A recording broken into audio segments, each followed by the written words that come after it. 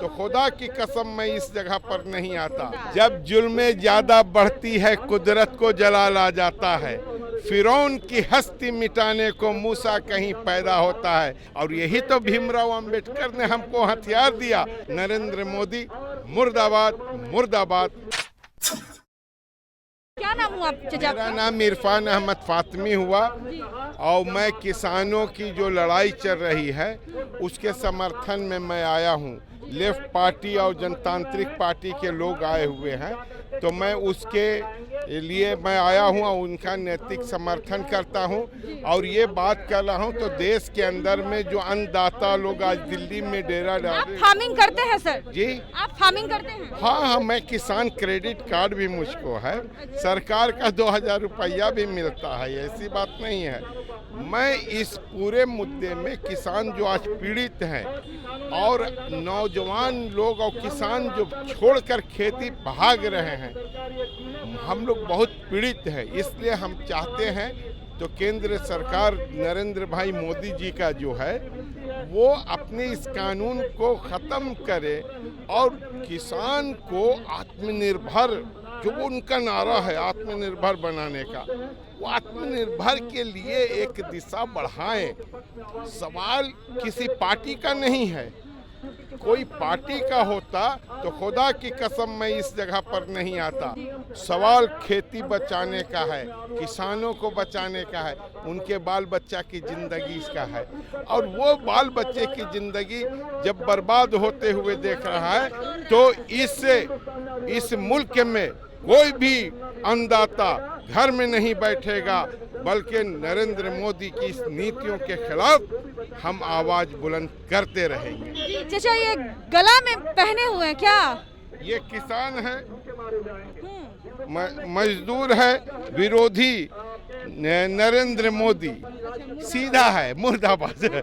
तो ये democratic right है, हमारा डेमोक्रेटिक राइट है। और हम जमहूरियत को बचाने के लिए, जनतंत्र को बचाने के लिए, संविधान को बचाने के लिए और खेती और किसानी को बचाने के लिए हम अपनी लड़ाई को लड़ रहे हैं। हम लड़ाई लड़ रहे हैं। इसीलिए ये किसान मजदूर विरोधी नरेंद्र मोदी मुर्दाबाद मुर्दाबाद हम उस पल तक करते रहेंगे जब तक ये सरकार अपने कानून को वापस नहीं ले लेती है।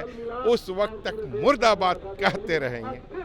आपको क्या लगता है कि इस तरह से आंदोलनकारियों की जीत होगी, किसानों की जीत होगी? क्योंकि हजार विरोध के बीच सीए और एनआरसी जो नागरिकता संशोधन कानून था उसको एक कानूनन रूप दे दिया गया, लेकिन कुछ नहीं हुआ। जब जुल्में ज्यादा बढ़ती है कुदरत को जलाल आ जाता है। फिरौन की हस्ती मिटाने को मूसा कहीं पैदा होता है। फिरौन राजगद्दी पर था और मूसा किसान का बेटा था। फिरौन की शख्सियत खत्म हुई और मूसा इस दुनिया में आया। इसलिए नरेंद्र मोदी खत्म होंगे और भारत की जनता डेमोक्रेसी को बचाने के लिए राज सत्ता संभालेगी, ये मुझको विश्वास है। और यही तो भीमराव अंबेडकर ने हमको हथियार दिया।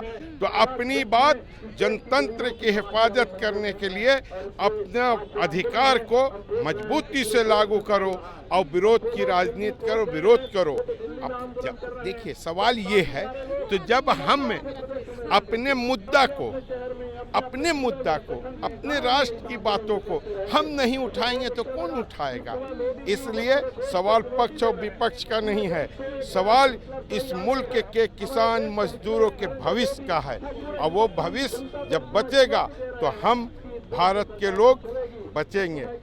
और जब भारत के लोग नहीं रहेंगे तो आप किसके लिए हुकूमत, किसके लिए सरकार, किसके लिए नीति, किसके लिए कानून, किसके लिए व्यवस्था? जब हम ही नहीं रहेंगे तो सरकार को चाहिए तो अपनी जनता की हिफाजत के लिए, अपने लोगों की हिफाजत के लिए हर वो अच्छा कानून बनाए जिसमें 2 वक्त की रोटी मजदूरों को मिले और किसानों के खेतों के अंदर में धान हरियाता हुआ नजर आए, गेहूं हरियाता हुआ नजर आए और हर कोई झूम झूम के गाए, सारे जहां से अच्छा हिंदुस्तान हमारा। ये गाना चाहिए लोगों को। धर्म के नाम पर मोब लिंचिंग हो रहा है, हो रहा है ना। जनतंत्र के लिए हम सवाल उठा रहे तो शाहीन बाग कह दिया जा रहा है। मैं बहुत इजी वे में आपको बताना चाहता हूँ तो ये सारी चीजें क्या चीज है, यानी कि डराकर धमकाकर अपना राज करना यह अपराध है, धार्मिक अपराध है। अब इसीलिए हम कहते हैं तो ये किसी धर्म के मानने वाले लोग नहीं हैं, मूलतः धार्मिक चेहरा है, अंदर से ये धर्म विरोधी हैं, मानव विरोधी हैं। इसलिए हम मानवता की रक्षा करने के लिए, किसान मजदूरों की रक्षा करने के लिए आज रोडों पर हैं और अपनी आवाज को बुलंद कर रहे हैं। एक सवाल मेरा कि जब किसान विरोध कर रहे हैं, स्टूडेंट विरोध कर रहे हैं, बैंक कर्मी विरोध कर रहे हैं, शिक्षक विरोध में होते हैं, फिर जीत कैसे मिलती है इस सरकार को? देखिए, जीत और हार का समीकरण दूसरा है। अब एक बात बताइए, तो सरसों को भूत झाड़ा जाता है, सरसों भूत झाड़ते हैं हमारे यहाँ, और वही सरसों में भूत लग जाए तो जो नेता शपथ लेते हैं, मैं संविधान का शपथ लेता हूं तो मैं भेदभाव बिना हम इस देश को चलाएंगे, और वही जात धर्म का नाम लेकर दुनिया को बर्बाद कर रहे हैं, अपने देश को बर्बाद कर रहे हैं। मैं उनको क्या कह सकता हूं? मैं सिर्फ प्रार्थना कर सकता हूं, हे ईश्वर कोई है तो इन्हें ज्ञान दो, इसके अलावे कुछ नहीं कह सकता हूं। और जो संविधान हमको यहाँ का गणराज दिया है, उस संविधान को सर पर लेकर उनका हम विरोध कर सकता हूं, इसके अलावे क्या कह सकता हूं। ये आपने कहा कि धर्म के नाम पे बांटने का काम कर रही है, धर्म के नाम पे, संप्रदाय के नाम पे बांट कौन रहा है आखिर भारत को? देखिए, इसको समझिए, थोड़ा बहुत प्यार से समझिए। तो आखिर कौन ऐसा कारण है तो जिस मुल्क के अंदर में हम और आप मिलकर एक साथ कहा करते थे सारे जहां से अच्छा हिंदुस्तान हमारा, आज कौन ऐसा कारण है, कौन ऐसी बातें हो गई हैं तो हर कोई एक दूसरे से सहमा हुआ है? यही तो राजनीति है, और यही राजनीति है। ये ऐसा नशा है, ऐसा नशा है, सीरिया बर्बाद हो गया, अफगानिस्तान बर्बाद हो गया, न जाने कितना राष्ट्र बर्बाद हो गया, हिटलर और मुसोलिनी चले गए। तो यहाँ के जो धार्मिक लोग अंगड़ाई ले रहे हैं और सोच रहे हैं तो हमारा हुकूमत चलेगा, जिले इलाही होंगे, नहीं। सेकुलर है, गंगा जमुना की तहजीब का ये देश है, जहाँ तमाम लोग अपने अंदाज में अपनी डेमोक्रेसी को बचाना चाहते हैं। और हम मौलाना हसरत मोहानी के इतिहास के लोग हैं, हम यहाँ के खान अब्दुल गफ्फार खां के इतिहास के लोग हैं, भगत सिंह चंद्रशेखर को हम जानते हैं और पहचानते हैं, और उन्होंने मुझको आज़ादी दिया है।